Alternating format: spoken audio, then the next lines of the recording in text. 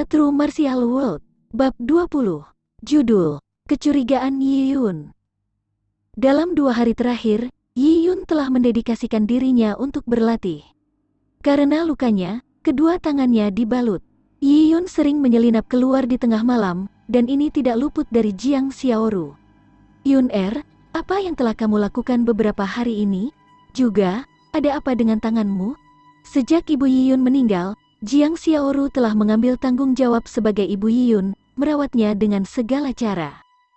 Bahkan ketika Yi Yun membuat kesalahan, Jiang Xiaoru tidak akan menyalahkannya, tetapi menatapnya sampai Yi Yun mengakui kesalahannya. Itu sama hari ini. Yi Yun ingin membuat alasan untuk menyakiti dirinya sendiri saat memetik tumbuhan, tetapi di bawah tatapan waspada Jiang Xiaoru, dia ragu-ragu sebelum mengatakan yang sebenarnya. "Kak Xiaoru, aku telah berlatih seni bela diri di malam hari. Cedera di tangan aku disebabkan oleh pelatihanku." Jiang Xiaoru tercengang. "Berlatih seni bela diri? Yun kamu belajar seni bela diri dari siapa?" "Aku diam-diam mempelajarinya," kata Yi Yun dengan jujur. Ekspresi Jiang Xiaoru berubah. Secara diam-diam mempelajari seni bela diri suku tersebut akan menjadi kejahatan. Juga belajar seni bela diri bukanlah tugas yang mudah. Bahkan tanpa bumbu dan daging, orang perlu makan enak. Yi Yun hanya makan bubur dan sayuran liar setiap hari. Di mana dia memiliki kekuatan untuk berlatih? Ini bisa jadi masalah hidup dan mati. "Kak Xiaoru, apakah kamu percaya padaku?" Yi Yun meraih tangan Jiang Xiaoru sambil menatap matanya dengan serius. Jiang Xiaoru berhenti sebelum menganggukkan kepalanya tanpa sadar. "Nah, jika kamu percaya padaku, jangan tanya lebih jauh. Kak Xiaoru, aku akan membawamu ke kehidupan yang lebih baik di masa depan." Yi Yun berkata dengan serius. Jiang Xiaoru adalah orang pertama yang dia temui di dunia yang aneh ini, dan merupakan orang yang telah merawatnya dengan hidupnya sejak saat itu. Dia merasakan rasa terima kasih terhadapnya. Dia tidak hanya ingin mengubah nasibnya sendiri, tetapi juga mengubah nasib Jiang Xiaoru.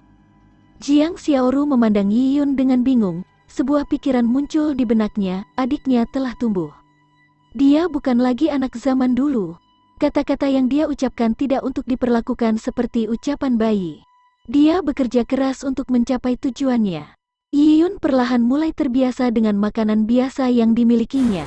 Atau bisa juga dikatakan, dia tidak punya pilihan selain melakukannya. Meskipun bubur biji-bijian terasa tidak enak, Yi Yun akan mencernanya segera setelah nafsu makan bertambah. Tanpa gunung herbal klan Lian untuk mendukungnya, Yi Yun akan mati kelaparan, belum lagi terobosan ke alam roh. Namun, meskipun herbal dapat melengkapi kebutuhan nutrisi dan energi tubuh, itu tidak cukup untuk menggantikan makanan. Rasa ramuan lebih buruk dari bubur biji-bijian. Hari-hari berlalu, bagi seorang rakus seperti Yi Yun, itu merupakan siksaan baginya. Satu-satunya hal yang baik dalam hidupnya adalah sayuran acar Jiang Xiaoru. Sangat menyedihkan untuk mengatakan bahwa meskipun Yi Yun tidak dianggap kaya di bumi, dia memiliki kesempatan untuk makan apapun yang dia inginkan. Tetapi sejak dia datang ke dunia yang aneh ini, dia tidak memiliki rasa daging. Sayuran acar sekarang menjadi makanan lezat. Namun, acar sayuran Jiang Xiaoru memang dianggap sangat lezat. Bagi keluarga Jiang Xiaoru, acar sayuran dianggap boros, karena desa tersebut tidak memiliki garam. Semua garam harus dibeli dari suku yang lebih besar. Sebagian besar garam disediakan untuk kamp persiapan prajurit. Mereka menggunakan garam untuk mengawetkan daging, jadi hanya sedikit garam yang dibagikan kepada rakyat jelata. Itu sebagian besar digunakan untuk merebus sup sayuran. Menggunakannya untuk membuat acar sayuran jelas merupakan cara makan yang boros. Setelah beberapa hari, semua tumbuhan di Gunung Ramuan klan Lian dipetik. Bahkan dengan panduan Purple Crystal, bahkan ramuan yang layak tidak dapat ditemukan. Untuk menyerahkan ramuan, penduduk desa bahkan mencabut tunas ramuan. Setelah memetik seluruh gunung ramuan kering seperti itu, tanpa memikirkan masa depan. Tampaknya klan suku Lian telah mempertaruhkan segalanya, dan telah menyerah pada tanah tempat mereka tinggal. Semua harapan ada pada Lian Chengyu. Namun, bahkan jika Lian Chengyu lulus seleksi prajurit kerajaan Suci Tai'ah, hanya beberapa orang dari kamp persiapan prajurit yang akan mendapat manfaat. Sepertinya semua rakyat jelata akan ditinggalkan. Yiyun memiliki perasaan campur aduk. Ini adalah cara hidup di padang gurun yang luas. Sumber daya terbatas. Yang kuat memperoleh lebih banyak sumber daya sementara yang lemah dieliminasi. Dengan nilai-nilai gunung ramuan semakin rendah dan menipis, eselon atas klan suku Lian berhenti fokus pada gunung ramuan. Semua perhatian dan energi mereka ditempatkan pada pemurnian tulang kuno. Seperangkat tulang kuno ini adalah yang paling penting. Untuk kumpulan tulang kuno ini, klan suku Lian telah menempatkan semua taruhan mereka di atasnya, semua harapan mereka tertuju padanya. Bahkan Lian Chengyu telah memberikan segalanya, ambisinya, harapannya, semuanya sekarang dipertaruhkan untuk ini. Pemurnian tulang-tulang kuno membutuhkan 60 hari. Pada hari ke-10 proses penyempurnaan, sesuatu yang aneh terjadi. Beberapa penduduk desa yang bertanggung jawab atas pemurnian tulang-tulang kuno jatuh sakit. Ini dimulai dengan batuk dan demam, tetapi segera berubah menjadi diare, ruam kulit dan depresi. Gejalanya mirip penyakit tipes. Dalam suku kecil di padang gurun yang begitu luas, prajurit biasa dengan kebugaran fisik yang baik dan ketahanan fisik yang kuat akan baik-baik saja, tetapi bagi penduduk desa yang miskin, sekali sakit, tidak ada yang namanya penyakit ringan. Karena tubuh mereka lemah dan memiliki daya tahan yang buruk, dan suku hanya memiliki satu dokter yang melayani eselon atas, orang miskin ditakdirkan untuk mati karena penyakit dingin. Yiyun merasa ada yang tidak beres saat mendengar berita itu. Tipes terdengar seperti flu, tapi sebenarnya itu adalah infeksi bakteri. Yiyun tidak yakin apakah tipes di dunia aneh ini sama dengan di bumi. Tetapi dengan begitu banyak orang yang sakit, itu pasti sejenis penyakit menular. Apa yang tidak diketahui Yiyun adalah bahwa penyakit menular umum biasanya menyebar melalui air atau udara. Namun penduduk desa yang memurnikan tulang-tulang kuno itu terkurung di kuali yang suhunya sangat tinggi. Di bawah suhu tinggi yang berkelanjutan dan kelembapan rendah, virus yang paling umum akan sulit bertahan hidup. Jika ada wabah, itu dari orang lain, bukankah dari orang-orang yang memurnikan tulang-tulang kuno itu?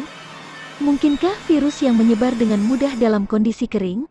Memikirkan hal ini, hati Yiyun tenggelam. Masalah penduduk desa yang jatuh sakit tidak sesederhana itu. Dengan 5 orang sakit, orang-orang dari klan suku Lian dan terutama orang-orang yang memurnikan tulang-tulang kuno mulai panik. Dengan keberadaan mereka di sana, mereka bisa tertular penyakit kapan saja. Meskipun hidup itu sulit, tidak ada yang mau mati. Untungnya, eselon atas dari klan suku Lian tidak mengesampingkan masalah ini. Pemimpin maju untuk menenangkan massa, dan memberikan pil merah kepada setiap orang yang sakit. Pil itu seukuran lengkeng, berwarna merah seperti darah. Menurut pemimpin, itu adalah ramuan yang sangat mahal yang diperoleh dari penyempurnaan. Setiap pil sangat berharga. Pemimpin menginstruksikan yang sakit untuk menelannya dengan air hangat. Penyakitnya akan sembuh setelah minum obat. Dan orang sakit yang makan pil itu terasa lebih baik pada hari pertama, dan merasa energi setelah tidur malam. Menjelang sore hari kedua, mereka tidak berbeda dengan orang normal. Pada hari ketiga, orang yang sakit menjadi lebih hidup, lebih baik daripada sebelum mereka jatuh sakit. Selain itu, pemimpin membagikan sepotong daging seukuran telapak tangan kepada semua penduduk desa yang jatuh sakit. Ini adalah daging, sesuatu yang sudah berbulan-bulan tidak dilihat penduduk desa ini. Itu adalah hadiah yang luar biasa bagi mereka. Orang miskin menghargai potongan daging ini dan memakannya sedikit. Beberapa dari mereka memberikannya kepada anak-anak mereka, beberapa untuk istri mereka. Berita bahwa klan suku Lian membagikan pil dan daging asap kepada orang sakit menyebar seperti api. Orang-orang yang menderita melakukannya demi kebaikan pengadilan, dan bekerja lebih keras untuk memperbaiki tulang-tulang kuno. Beberapa bahkan berharap mereka jatuh sakit, karena mereka akan menerima pil yang membuat mereka merasa lebih energi, dan sepotong daging asap. Yiyun mengerutkan kening saat berita itu sampai padanya. Pil yang bisa menyembuhkan penyakit, dan membuat mereka merasa lebih baik. Meskipun Yiyun tidak memiliki pelatihan medis, dia tahu bahwa memiliki efek yang begitu besar setelah makan pil pasti sesuatu yang merangsang orang, yang memiliki efek samping yang kuat. Contohnya adalah stimulan seperti obat-obatan dan obat terlarang lainnya yang dapat menyulut potensi seseorang. Yi Yun sangat skeptis tentang eselon yang lebih tinggi dari klan suku Lian yang menyebarkan berita tentang mereka membagikan pil yang terbuat dari ramuan yang sangat berharga. Klan suku Lian tidak pernah bisa semurah ini. Selain itu, untuk bisa bermurah hati, mereka harus memiliki ramuan yang berharga, dan dari sudut pandang Yi Yun, bahkan eselon atas dari klan suku Lian juga miskin. Itu adalah situasi pot yang memanggil ketel hitam antara eselon atas dan kampungan. Juga mereka memiliki sumber daya yang terbatas, dan telah menggunakan semuanya pada Lian Chengyu. Bagaimana mereka bisa membagikan herbal kepada orang miskin? Namun di lain hari, klan suku Lian membagikan ampas herbal.